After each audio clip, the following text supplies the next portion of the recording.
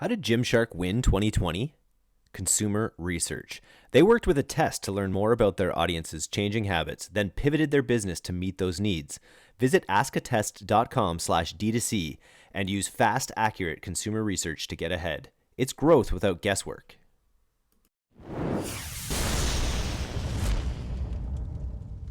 Hello and welcome to the D2C podcast. I'm Eric Dick, and today we are very lucky to have Lillie Sun, who is a growth marketer at Three Ships Beauty, a female-founded natural and vegan skincare company on a mission to make clean beauty accessible to all women.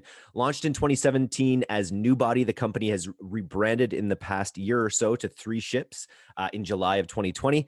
You can find their products in 600 plus retail stores across North America, including Target, Whole Foods, Urban Outfitters, Hudson's Bay, as well as online at threeshipsbeauty.com.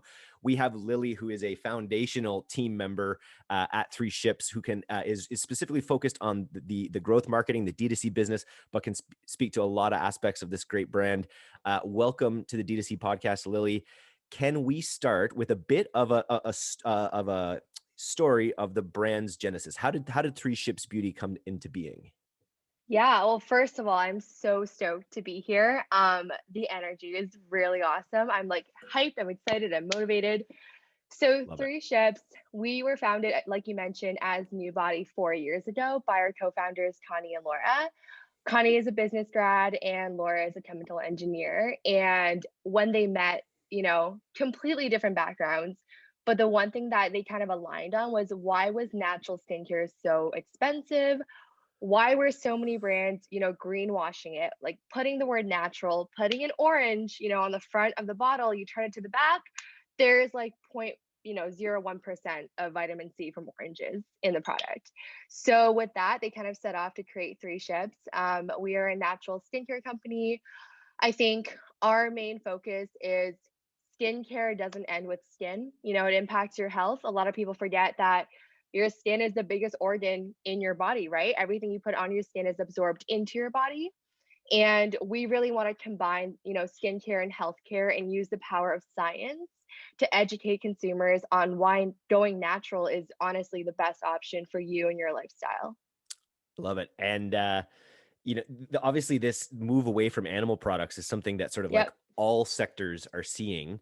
So you're really capitalizing on that trend. And I just also think the amount of people that are like looking at the ingredients on their food, on their Hmm. skincare products, all of these things, I think people are starting to notice, notice that, their skincare product says orange, but it only has this tiny, tiny amount. Oh, Do you agree with that trend? totally. Yeah, I mean, food and bev is the first industry, obviously, first space that you think of people moving towards flipping the product around and looking at the back, not only the nutrients, but what is in this product. And then apart from food and bev, you see it in spaces like cleaning supplies. I think detergent, dishwashing soap, a lot of people are choosing natural instead of chemical on that end. And then I think the third space, it's really personal care. So hair care, body care, and skincare, I think even more so because skin feels so intimate. And it feels like it really matters what you're putting onto your skin, right? So yeah, I 100% see the shift in these three main categories, but I mean, I won't be surprised if this extends to almost every category that interacts with your lifestyle as we move forward. What are some of the key difference between, because with this rebrand in Yep. July of last year, what are the key differences between the old brand and how you spun it with Three Ships Beauty? The old brand, if you can find anything online, you'll notice it's very pink, floral, cheeky, fun, flirty. Your skin, we're your best skin friend, that type of messaging. But it really wasn't what we stood behind as a brand. I think we grew up as a brand, and so did our customers. I think that's one thing to note too. We set out, expecting to appeal to 18 to 25-year-olds. And then about a year into the business, realized that majority of our consumers are 25 to 45. And so it was pretty apparent to us that we needed to age up the brand. And also the two pillars that we wanted to focus on was education and transparency. Right. That was what we wanted to communicate to our customers. We wanted to give them knowledge and to let them feel in control of their skincare based on what we're able to provide as a brand. So I would say that's the driving force behind the rebrand. It's not so, I mean, I miss it. I miss the puns and the cheeky way we were able to message our customers and copy, but I think focusing on education and transparency as a skincare brand, it has really paid off in the last year. It's very cool. Is there a story behind Three Ships and what that means specifically to the brand? Yeah. Well, legend has it that, explorers back in the days were looking for this fountain of youth. It was this fountain that was supposed to make you live forever and make you youthful. And so everybody set out looking for this fountain of youth with armies, boats, fleets, like you name it. They brought every resource they had with them.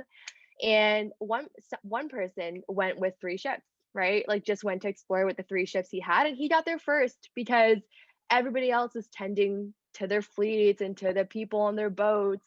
And this guy, he didn't have much to worry about. And that's really the philosophy behind us as a brand. It's not about how many things you have, like a 15-step skincare routine. It's about quality and simplicity. And three ships, makes total sense for us. And probably when people buy, you want them to buy at least three products, so it fits Yes, well. You want a fleet. totally. You want at least a fleet of skincare products, not just the one. You don't want to go alone. Yeah. Oh man, we're running low on the naval puns. Like we've used fleet, welcome aboard, join the crew, navigate. Yeah, one day we're not gonna have many more words to use. Well, I'm sure you'll find a way. Yeah. Uh, Very cool. So, skincare is one of those verticals that is just so hyper competitive. That there's a lot of different skincare brands out there. I'm just curious, like, what do you say were the biggest wins for Three Ships specifically when you were starting into let's say that the paid marketing there? Like, how would you say you've really been able to like make the strong engagements with consumers and stand out above the crowd, essentially? That's a great question. So do you mean specifically focus on like paid marketing and like paid advertising, how we're scaling that up, or different marketing channels? I I guess maybe start more broad. We'll get into the marketing Okay. stuff a little bit more specifically, but maybe just start like how is it that you're able to sort of stand above the noise Yep. and really connect with consumers? Yeah, I would say three things. The first thing, and this is funny because this is a D2C podcast, of course, but we actually were not a D2C first company. For the first 3 years, we were focused on retail, specifically in Canada. And so in the first 3 years, we were able to get into over 200 local retailers in Toronto, as well as some really big Canadian retailers like Hudson's Bay, Holt Renfrew, Chapters Indigo, which is a bookstore. And I would say that retail presence really propelled our brand. Especially with skincare, one of the hypotheses we had initially was, people wanted to see it, they wanted to touch it, they wanted to test it on their hands before they purchased. And there was just no way of doing that online at the time. And so we wanted to get into as many doors as possible, in Toronto and Canada. And I think almost going onto a brand's website and seeing that they're available in all these retailers does add a layer of credibility. So I would say retail was one of them, which is, I know this is a D2C podcast, so please keep this part in there. Yep, totally. The second one I would say is like efficacy and understanding. We noticed that our customers, they don't just buy a cleanser because it's a cleanser. They really understand that our Purify Aloe and Amino Acid Cleanser is for dry skin who, you're almost afraid to wash your face because typically with face wash, it's really easy to strip your skin of its natural moisture barrier. I think through our marketing, we make a point to market like why this cleanser. So when they buy it, they fully understand what they're purchasing. And it's great because one, they're buying the right products for their skin type. So we don't see a lot of returns or customers who don't like the products. And then two, we see a lot of retention because they're choosing something that's right for their skin and they're staying with it. And three, it's really beneficial for them to then use word of mouth to explain to their friends because they actually know how to explain the product because of how we're marketing it. So I would say the education upfront piece before they make the purchase decision is something that we've always focused on. And then I think the last one is just non-scalable methods. Like we do this thing where every time we have a new Instagram, well, not every time, when we have a new Instagram followers, we send almost all of them a personalized DM. right? And we get like hundreds of followers a day. And the whole team, like whenever we're on our lunch break, we're in the DMs and we're sending like a personalized welcome message to our new followers. Our abandoned cart, those emails actually go straight to Laura if they have any questions, and she hand responds to anyone who has product questions. So I definitely say the third way of standing out would be this non-scalable, like these different tactics that we do. And I hope we can continue doing them for as long as we can. That's awesome. Is Laura the product focused founder you mentioned with the She chemical is. engineering background? Oh, that's perfect. That's right. Um, She leads product development. and then yeah, like I was gonna say, like how I know this isn't your role exactly, but how intimately involved as a founder was she in the development of these products? Oh, she is like fully involved. She leads the whole process. I mean, for the first, I believe, 2 years, we were hand making products. Like we were buying jugs of coconut oil from Whole Foods. We had these large mixing bowls that we warmed them up so they would melt. We would add in, different essential oils or other oils, dip them in a coconut wipe, put them in a Ziploc bag, and send them off. So she was there during that time. And then when we finally were able to get a manufacturer, I mean, our product development takes 8 to 10 months, and all the way from research of what hero ingredients do we want to focus this product around, all the way to like the little things like stability testing. You have to test if it's shelf stable, to production. Yeah, that's a whole process, but she is in there pretty much every step of the way. And we do our best not to just focus on whatever products are trending at the moment, but really what will make an impact for us as a brand based on science. And so, for example, cannabis, huge, huge ingredient nowadays in food, skincare, body care. But we didn't see as much science behind how cannabis would work in skincare. So, I mean, I think people would have gone crazy for a cannabis infused product for sure, but that wasn't our brand that wasn't part of our brand values. So she is really the one spearheading all the research behind new product development. That's very cool. And back to Yeah. the education piece again a little bit, just because I think it's so important. And I Hmm. think even I was even just listening to you talk about those products. I'm like, I got to try that. That sounds, that sounds good. What do you think are the main levers for product education that you've been able to use to make those engagements? Is it literally product descriptions? Is it literally the research that goes in the product just gets put on the page? How are you really focusing on education with people? Yep. Another couple points for education around our products. First one, obviously, organic social is really big for us. So it's actually funny. We just did an IG poll of our audience of what type of content they like to see. And I think it was 43 or 53% of people responded education as their number one thing of what kind of content they wanted to see on our Instagram. Hmm. So we do a lot of infographics. We break down our ingredients the same way you would see nutrition label on the back of food products. So I think organic social is a really big one. I mean, I'm not gonna like sometimes when we're planning our content calendar, I'm like, oh, I want to do like memes or something trendy or this really pretty picture. And we're like, no, let's stick to what our audience wants to see, and they want to see education. So I'd say that's number one. Number two, another channel, email is really big for us. So we focus a lot of actually we focus a lot of our welcome and post purchase flows on education, which I think is underutilized by a lot of brands. So I'm actually in the process of reworking our post purchase flows to being 9 emails across the first month after purchase. And Wow. it's all about education. And you would think educating somebody after they've bought is like, oh, what's the point? No, there's like, that's when they're honestly most receptive because they already have the product. Like they want to be educated. So that's another really big channel for us.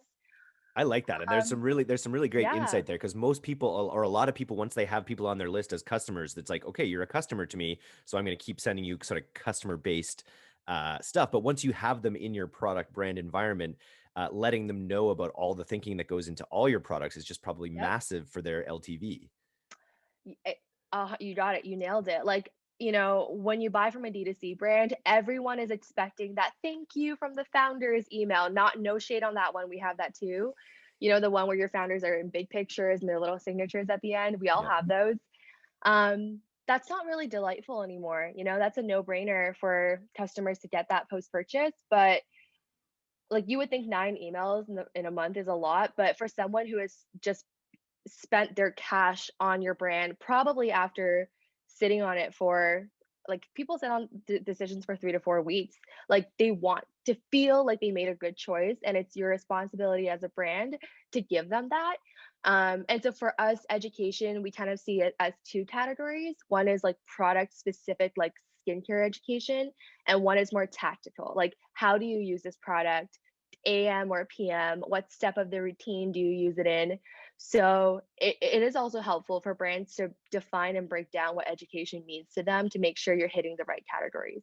Nice. One of the things we don't talk a lot about on the podcast, and before we jump into some of the marketing questions, I just wanted to hit a Mhm. question about the seed round that you guys landed last year, $1.4 million seed round. Yep. Can you talk a little bit about that experience? What it took to get it. That may or may not have been your focus specifically, and then what it meant to you as a growth marketer to have it. Oh man, we were a bootstrap company since 2017, 4,000 Canadian dollars. I think that's what 3,000 Wow. USD, Yeah. where yeah, Yes. it was insane. That's also why we weren't a D2C first company. We didn't really have that much to spend on paid marketing. So, I mean, this seed round was incredible from obviously two perspectives. One is getting the money to be able to do things that we really want to do and we think is critical to growing three ships rapidly.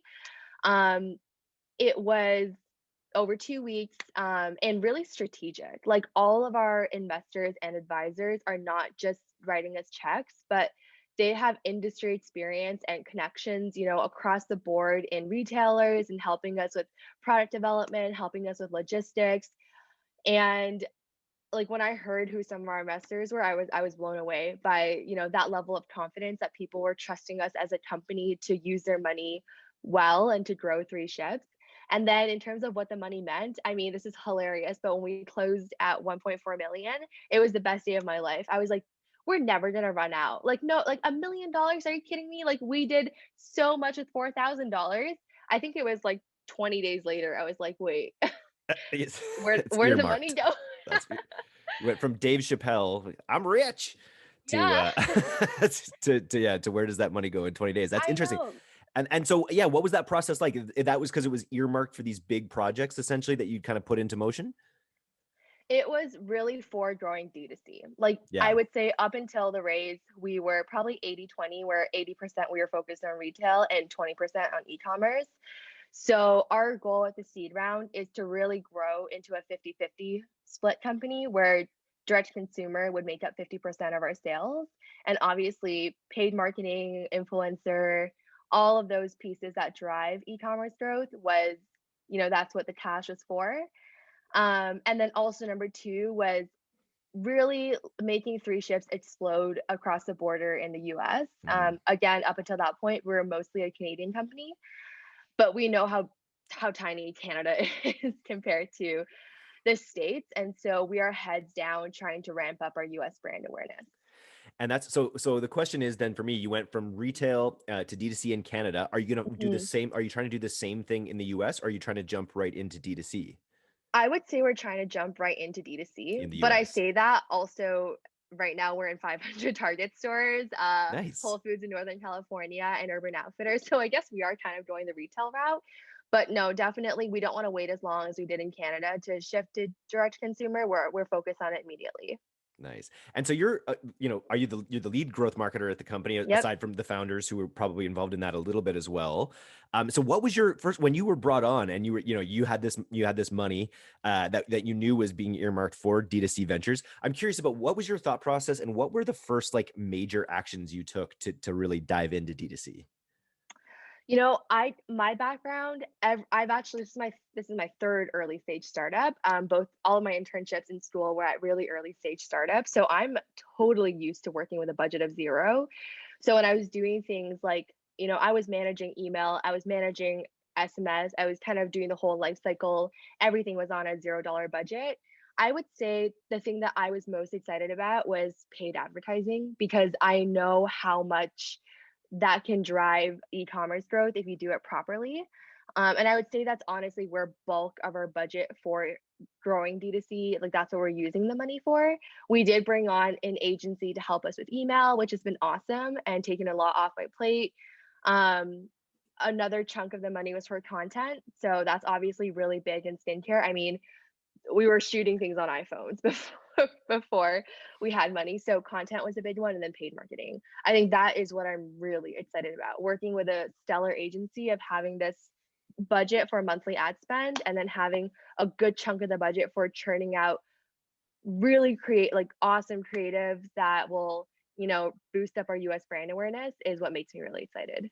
Nice. But in these early stages, before you've brought on a media buying agency, have you actually been doing the ads yourself? We we have a media buyer, so they're awesome, but we have been creating the ads in-house, like or via UGC. So Okay. actually, if you watch some of the ads that we have, I think it's me. Like Nice. I think I'm in it.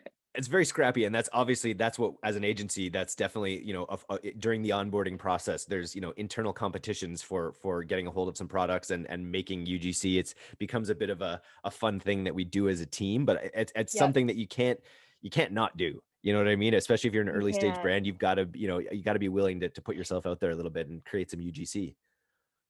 You gotta do it, and it gets easier. It really does. Like the first time, I it was really tough, but I've been doing it for a couple months now, and now it's a no-brainer. Like, I almost even for new brands, like, as soon as I get something on my doorstep, I almost wanna film an unboxing just because I'm so primed to doing that, so Because you know how valuable those kinds of ads can be. totally, like, I will actually film you unboxing videos for different brands that I buy from, and I'll, like, send them over. Like, I'll just send it to the hello at email and say, "Hey, like, love my package. I made an unboxing and a product review, like, feel free to use it if you want." Are you tired of underperforming social ads that keep losing money or only break even? Get your creative game on point with D2C Design. They've already designed top performing ads for D2C readers and brands alike. Right now, they're offering DTC listeners one free set of Facebook ads personalized for your brand. Go to D2Cdesign.com, D2Cdesign.com today. Obviously, the biggest levers for growth in businesses are the number of customers you can bring in and the size of the orders that you're able Yep, to get them to buy. Can we talk a little bit about, like, obviously you guys have come in with pretty affordable in the skincare yep. market. There's massively more expensive products, and Oh, for there's cheaper sure. products as well. But in order to drive those AOVs up, what's been your strategy on that side of things?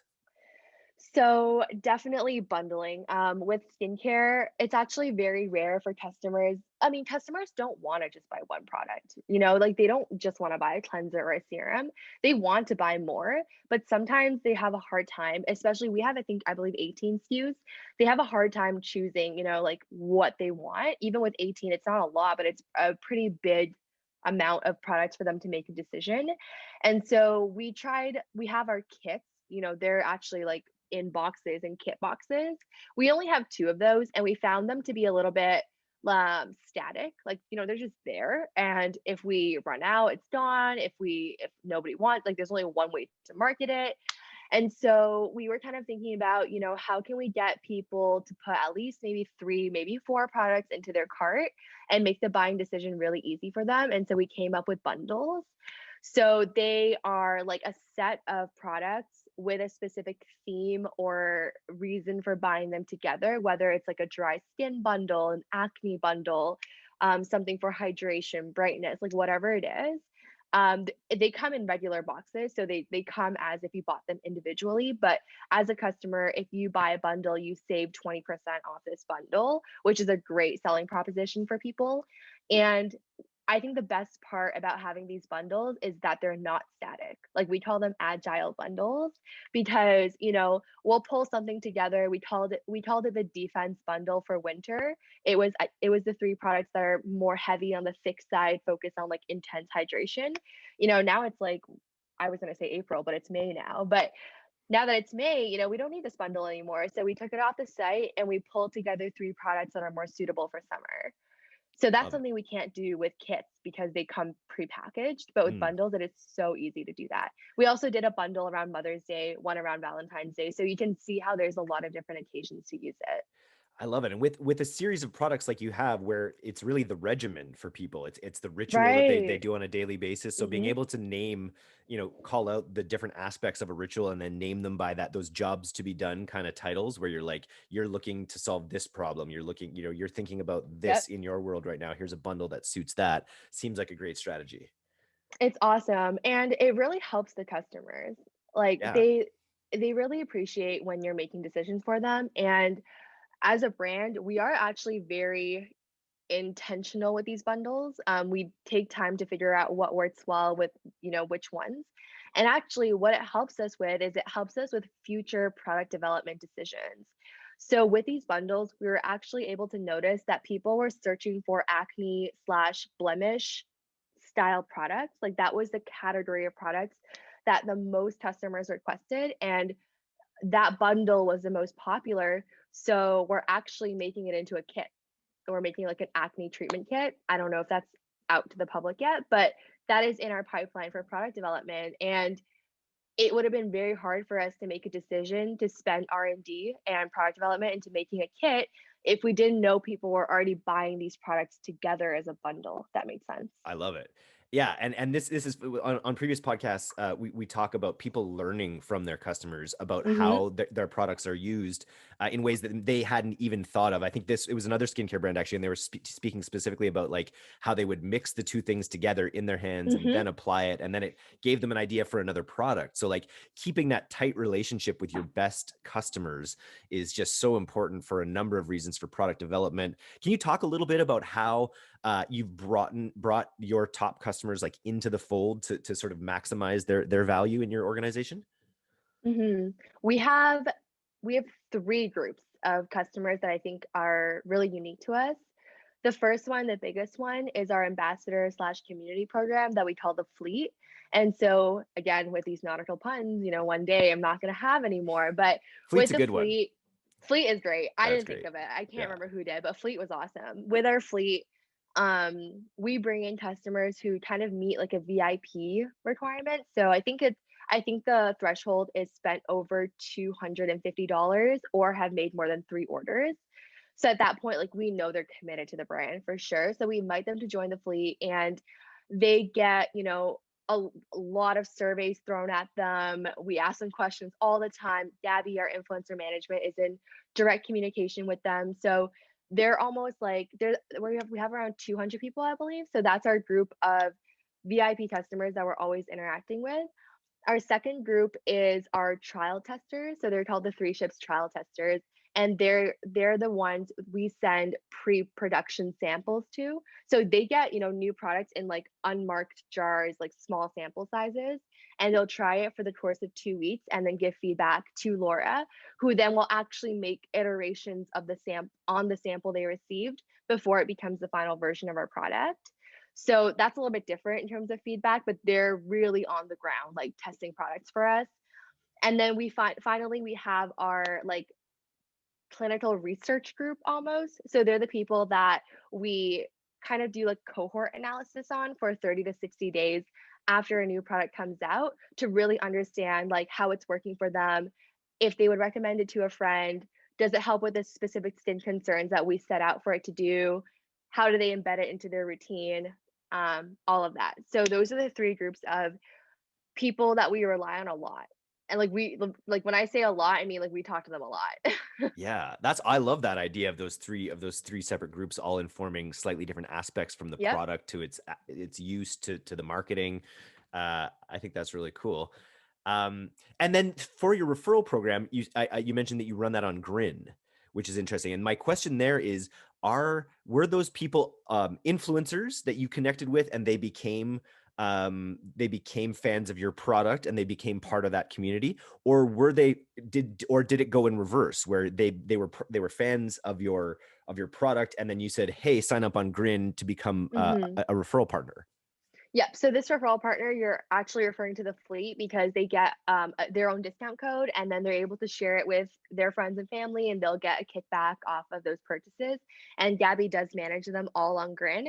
It is the latter of what you said. So like I mentioned, they have to meet certain thresholds of either being an existing customer or have already spent a certain amount of money. With that being said, though, we do get people inbound who are very like communicative about the brand. They really want to try us out. They've been supporting us, and you can tell on social, like who's just inbounding and who is actually committed to the brand. And so they will be also added to the fleet. We don't outbound reach out to influencers who are not yet our customers and invite them to join the fleet, because that kind of defeats the purpose of having a community. We obviously do influencer partnerships, but that is more its own separate thing. Got it. Yeah. Very cool. I know we're a little pressed for time here. There was one topic I just wanted to hit on. I asked you Yeah, how let's do big it. your team was, and you said was 7, Hmm. but that this summer you've taken on 4 interns. We do. We have 4. That's really interesting, and I want to just like it's something that I've been in different startups and we've had interns before. I'm just curious about what's your strategy for getting the most value out of these interns, and how do you approach the intern program? Yeah, I would say the first thing is like having the right roles for the intern. So we have one marketing intern, one research intern, one UX web design intern, and then one sustainability intern. And we chose, these roles specifically. Two of the roles, so sustainability and UX and web design, those roles were not currently filled yet. So we didn't have anyone working on sustainability, and we didn't have anyone doing UX research. But those two things were always on the top of the to-do list for when we had bandwidth. So we're like, let's hire interns for that role because it's pretty new. Like there's no established way of doing anything, which is really a perk for interns because they're able to kind of define that for themselves. And then once they leave, we'll have the foundation in piece to ramp it up as a brand. Because I think for new roles, like getting started is the hardest part. And once you have something, you're able to work up. With the marketing and the ops intern, those roles were defined because it was an overload of work in those categories. So for influencer relationships and social media, like we were swamped with the amount of things we needed to do. And so having an intern to support and supplement is awesome. And then same thing with ops, like Laura is always swamped. Like the amount of legal documents and research papers that she has to read for her role is like insane. And so having an ops intern to help with, organizing the research documents and submitting things for approval with Health Canada, it was like an overload that having an intern would really help with. So I'd say those are like, I would say like think about it that way. Like what is something that you're already drowning in, and having an intern will really support that. Or if it's something that is priority for you but you haven't touched, I think interns are great for both of those categories. It's certainly low risk, and as in something like user experience, what a great challenge to give to a young hungry person in a way, right? Oh where yeah. you can say, hey, you look at our user experience, look at our competitors user experiences as well. Like Hmm. there's a lot of other people doing similar things, and kind of put together your best thoughts on it. What a cool opportunity for an intern. Yeah, I mean, I wish these roles were available to me when I was an intern. Like some of my friends have younger siblings, they're doing their internships at corporate banks, accounting firms. Again, no shade on that. Like those are great roles as well, but you really like don't get the impact and like being on the ground, everything being so high touch, like everything you do serves a purpose. It's being used. That's an incredible experience, I think, for people who are a bit younger, who are in undergrad. And I know for me, like I was lucky to also have worked at early stage startups. And I know how much that has helped me be confident in my decisions. I mean, I would say I'm younger than other people I interact with in the ecom slash D2C space, but it's all my previous experience. I'm literally being thrown into the water that has made me a lot more confident and comfortable in working here now.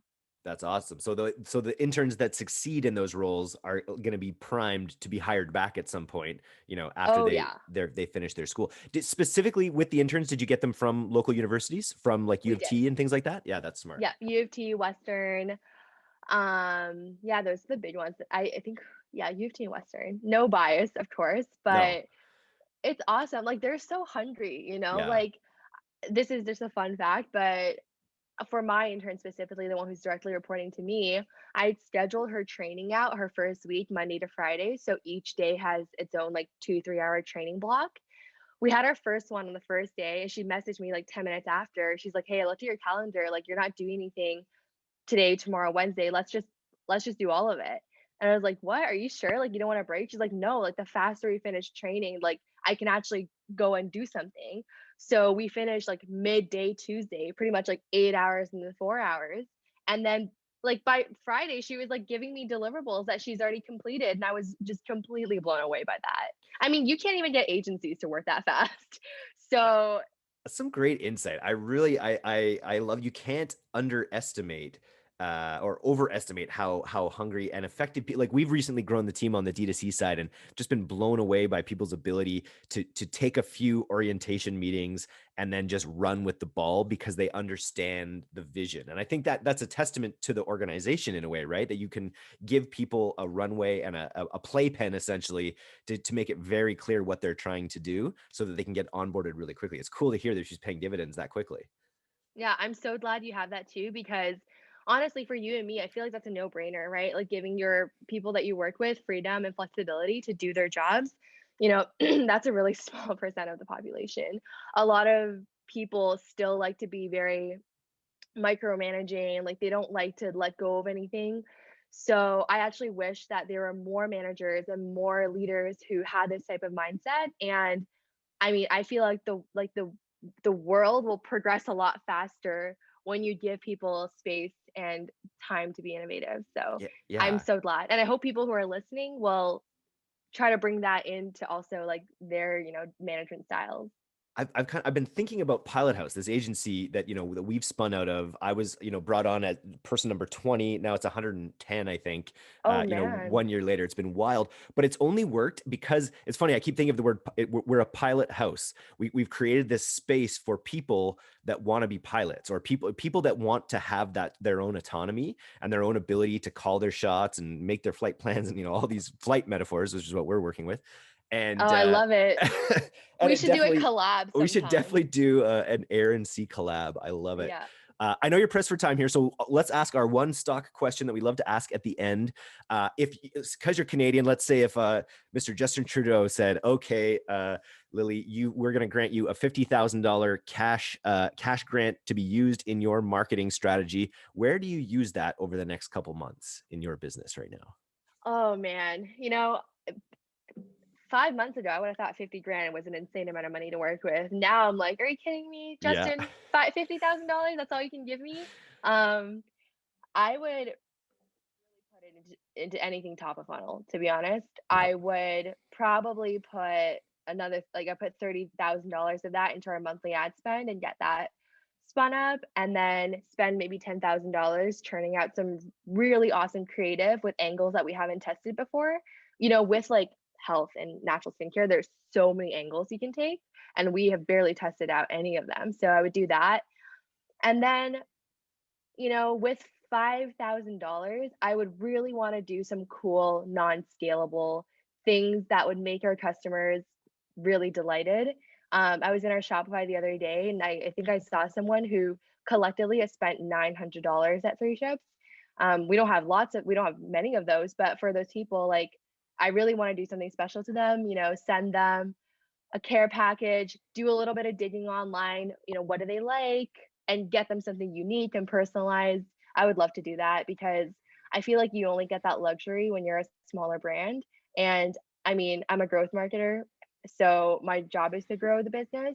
And I know one day we won't be able to do things like this anymore. So I would really take the money and try to do something special for our awesome customers. I love it. I think top of funnel is going to be really important for you guys over the next little while. And I look at other sort of disruptive brands that are, reframing in a way. And it doesn't seem like you guys are doing it as much as maybe some other brands, but this idea of, animal free, cruelty free, vegan, just like the way you describe your products, I feel like there's some really good top of funnel creative, like educational, but also potentially entertaining Oh, yes. style like hero creative that could be really good for growing that top of funnel presence. One of my friends runs True Earth, the eco laundry detergent company, and Hmm. that's been an absolute game changer for him. Is just Oh, creating really wow. hyper entertaining educational content at very top of funnel. And I don't know that I haven't seen as many skin companies do it necessarily. Because I know you're, especially with this new brand, you're a bit more on the serious side, or you're Yep. not quite as light and flowery as the previous brand, but that might be I something to think we think about can as well. I mean, I think we can still be entertaining. We're not boring. We don't want to be boring, that's for No. sure. And I'm glad you brought that up because top of funnel is really about entertaining. And then as you bring them in, it's about education, informing, and converting. And I do think we're missing that like big top of funnel piece. We see great conversion and retention. So I feel like we're at a point with three ships where our foundation is set, right? Like we have great customer experience. The funnel is ready for them. The post purchase is ready for them. We're here supporting them every step of the way. Now it's just about bringing in as many people through top of funnel as we can, especially laser focused on the US. That's going to be our goals for the rest of 2021 and the following year as well. I see three women on a ship heading to the new world, wondering how they're going to take care of their skin. And I'm Oh just yeah. just trying to think of you have to come up with some great naval metaphors, some great seafaring metaphors for this top of funnel video. Let me know. I will consult for free on a funny video with you guys. Oh yeah. I'll send it to you for sure. And then we'll Nice. talk about our airplane boat naval collab happening sometime soon. Sounds amazing. Thank you so much for coming on the D2C podcast today. I look forward to catching up with you in the future as you guys grow, as you grow your D2C side of the business and take on the world. So again, thanks so much. Thanks for having me, Eric. And I look forward to it too. I feel like we've barely scratched the surface, and I'm excited to come back and report back on how everything's doing sometime down the road. Nice. Okay. Have a great day. Peace. Thanks.